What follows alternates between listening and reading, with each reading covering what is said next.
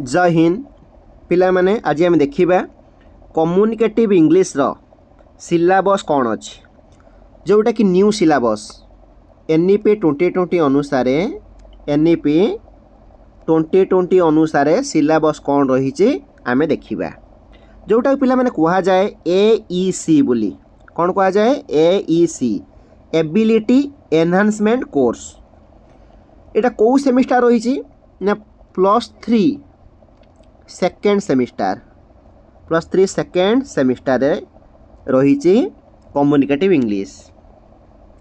Arts पढ़ू था commerce पढ़ू था साइंस पढ़ू था सबू पिला मानक पई डिग्री कॉलेज रे पढ़ू था बा ऑटोनोमस कॉलेज रे पढ़ू था बा कौन सी यूनिवर्सिटी रे पढ़ू था जी भी जोटी पढ़ू था आर्ट्स कॉमर्स साइंस सबू पिला मानक पई +3 सेकेंड सेमिस्टर रे आम रही कम्युनिकेटिव इंग्लिश तेणु आम देखा कम्युनिकेटिव इंग्लिश रो कौन सिलेबस अच्छी देख प्रथम अच्छी लैंग्वेज एंड कम्युनिकेशन देख प्रथम अच्छी कम्युनिकेशन कौन what is communication its importance तार इम्पोर्टेंस कौन फैक्टर्स दैट डिटरमाइन कम्युनिकेशन को फैक्टर गुड़िक डिटरमाइन करती कम्युनिकेशन को sender receiver channel code topic message तो फीडबैक बैरियर ये फीडबैक बहुत थर क्वेश्चन आसे व्हाट इज फीडबैक आउ बैरियर ऑफ कम्युनिकेशन भी क्वेश्चन भी आसे है व्हाट इज कम्युनिकेशन ये मध्य क्वेश्चन आसे तापर देख द इनफॉरमेशन गैप प्रिंसिपल है information gap principal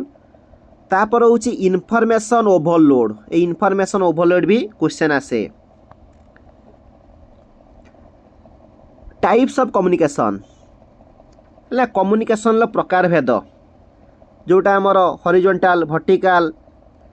interpersonal lateral है ग्रेवाइन ये ग्रेवाइन भी बहुत समय भी आसे ग्रेवाइन क्वेश्चन आसे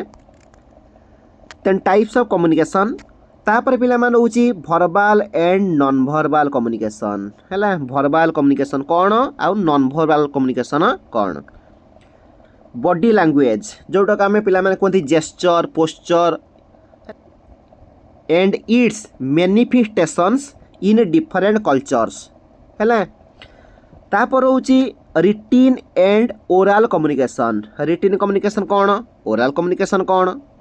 तापरे बायस फ्री कम्युनिकेशन हाँ यहाँ तो बहुत गुरुत्वपूर्ण सब भी एग्जाम रे आसे है what is bias free communication आउ कही एग्जाम देख बुझाओ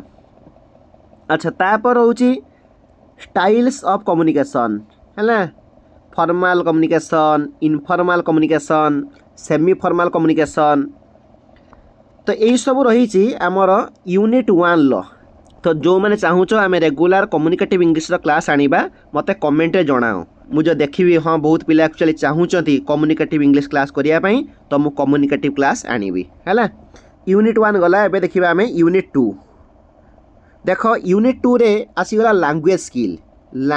स्किल ये जो लैंग्वेज स्किल 4 प्रकार अच्छे कौन कौन ना एल एस आर डब्ल्यू है लिसनिंग स्पीकिंग रीडिंग राइटिंग यही 4टा स्किल को से यूनिट 2 आउ 3 रे कवर कर listening speaking reading writing L S R W आम देखा यूनिट 2 रे देइछि लिसनिंग एंड स्पीकिंग देख से आम कौन कौन पढ़ा टाइप्स ऑफ लिसनिंग पढ़ा एक्टिव एंड पैसिव लिसनिंग एटा तो सबु बेले एग्जाम रे आसे सबु बेले है टाइप्स ऑफ लिसनिंग पढ़ा तापर अच्छी listening to respond how when and why empathic listening interactive listening है तापर लिसनिंग सरीगला आसला तापर speaking to communicate effectively fluency accuracy एटा तो एग्जाम रे सब आसे what is fluency what is accuracy है fluency accuracy intelligibility and clarity style of speaking in various situation formal informal semi formal किपरि आमर styles of speaking English pronunciation जोटा पिला माने आमे साधारणतः कहती है साउंड सिस्टम इन इंग्लिश बा ताको फोनेटिक्स बोली कहा जाए भावेल साउंड कौन कॉन्सोनेंट साउंड कौन है डिप्थंग कौन आईपीए कौन सिलाबुल डिवीजन किपरि करिबा सिलाबुल कौन तार डिवीजन किपरि करिबा स्ट्रेस कोड दिया जीवो गोटे वर्ड रे कोठी स्ट्रेस रहिबो primary stress in words stress in sentences गोटे सेंटेंस स्ट्रेस कोड रहिबो तापर आसीगला intonation falling and rising tone केतळे आम टोन फॉल होउची केतळे आम टोन राइजिंग होउची को सेंटेंस रे को टाइप सेंटेंस रे कोन हुए तो ताकू पढ़िबा तापर varieties of spoken English stand Indian spoken English किपरि अमेरिकन ब्रिटिश एक्सेंट किपरि ये सब रही पिला माने हमर यूनिट 2 रे हैला यूनिट 3 रे आसिला रीडिंग स्किल राइटिंग स्किल कारण हम कहिल ना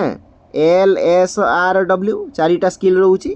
listening speaking reading writing unit 2 रे हमें कवर करले लिसनिंग आउ स्पीकिंग एठी यूनिट 3 रे पढ़िबा रीडिंग आउ राइटिंग हैला रीडिंग मेथड्स एंड टेक्निक्स हैला केते टाइप रो रीडिंग मेथड अच्छी इंटेंसिव रीडिंग एक्सटेंसिव रीडिंग हैला ये सब हम पढ़िबा स्किमिंग स्कैनिंग याकू भी सब पढ़िबा हैला तापरे आउ कोन देइछि global and local reading silent reading कौन साइलेंट रीडिंग अलाउड कौन ये सब types of different types of reading हैला तापर देखो reading text to understand literal metaphorical and suggested meanings essay poems stories identifying the tone किए को टोन ले कथा कहूची कार उद्देश्य कौन ताकू किपरि आइडेंटिफाई करिबा तापरे writing process brainstorming pre writing है writing and post writing short text paragraph writing longer text literary writing academic writing and media writing ये जो राइटिंग स्किल स्पेसिफिक पिला मैंने कौन कौन आसे जानिछ तमर आसे साधारणतः होची रिज्यूमे राइटिंग नॉले सीवी राइटिंग तमर जॉब एप्लिकेशन आसे जॉब एप्लिकेशन रिपोर्ट राइटिंग तमर आसे ऑफिशियल लेटर करी ताकू पिला माने प्रैक्टिस करिया पई पड़िबो तापर हमें देखिबा एबे आसी गला ग्रामर एंड भोकाबुलारी ग्रामर कौन कौन आसीबो आ भोकाबुलारी कौन कौन आसीबो आमे देखिबा प्रथम रहउची ग्रामर फॉर मीनिंग हैला ग्रामर कौन से बाबद टिके अछि ग्रामर इन कम्युनिकेशन जत आमे करिबा जोगाजोग करिबा तो कौन ग्रामर आवश्यक हुए तापर रहिला verb stative verb dynamic verb modals and auxiliaries हैला तापर चैप्टर रहिला टेंस एंड टाइम जोटा हम टाइम एंड टेंस कहंदी एस्पेक्ट वॉइस मोडालिटी ना नेगेशन एंड इंटरगेशन है किपर नेगेटिव करिबा किपर इंटरगेटिव करिबा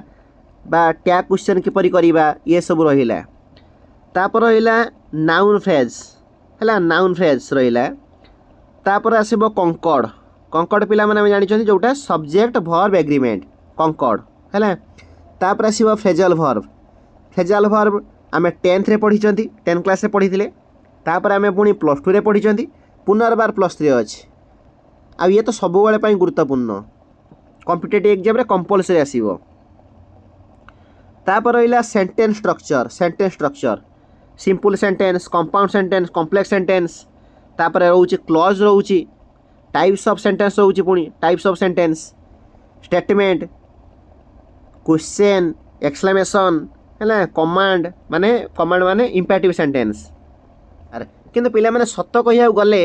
एति ग्रामर पढ़ीदेले तुम आसब एग्जाम रे क्वेश्चन आसो ता नुहे सत कथा कहिया गले माने अनेक एग्जाम रे आर्टिकल आसे है ये आर्टिकल लिखा ही नहीं एक्टिव पैसिव वॉइस आसे वॉइस चेंज आसे रिपोर्टेड स्पीच है रिपोर्टेड स्पीच जो पार्ट्स ऑफ स्पीच जो 8 प्रकार अच्छी नाउन प्रोनाउन एडजेक्टिव एडवर्ब ये जो प्रिपोजिशन है इंटरजेक्शन कंजक्शन जो 8 प्रकार पार्ट्स ऑफ स्पीच रोचे ताहा मध्य आसे कि जोटा कि लिखा जाए ना है तेणु ग्रामर टी को कभर करने पड़ो सबकि ग्रामर जहाँ तुम 10th रे बा +2 रे पढ़ीच सबू ग्रामर कभर करने पड़ो। तापर देख देला functions of language usage oriented vocabulary है। वोकाबुलारी पिला माने कौन कौन आसे कहि दूँ। वोकाबुलारी तुम आसे सिनोनमी आसे सिनोनमी माने सेम वर्ड आसीबो। आंटोनमी आसीबो अर्थात अपोजिट वर्ड आसीबो। वन वर्ड सब्स्टिट्यूशन गोटे पदरे आम प्रकाश करवा वन वर्ड सब्स्टिट्यूशन साधारणतः एतिक जिनस ही वोकाबुलारी तुम आसे है। वन वर्ड सब्स्टिट्यूशन आसीबो सिनोनमी आसीबो आउ आंटोनमी आसीबो।